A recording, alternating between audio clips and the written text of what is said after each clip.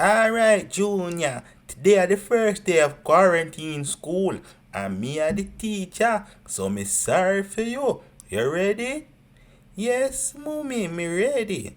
Alright, first question. What is the past tense of right?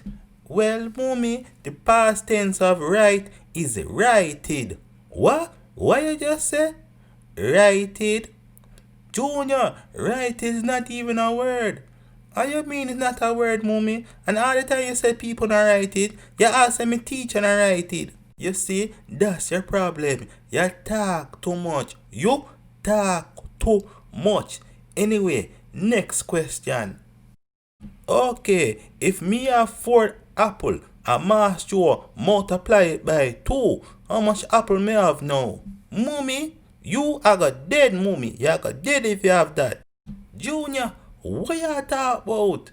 You say you not take nothing from master as long as you live. So you must have got dead, mommy. You must have got dead if you multiply your apple them. Hold on then, Junior. Me soon come back. Where you go, mommy? Me, I gotta find a cure for this coronavirus. Cause me and you can't stand in here, you know. We can't stand in here. Somebody got to go.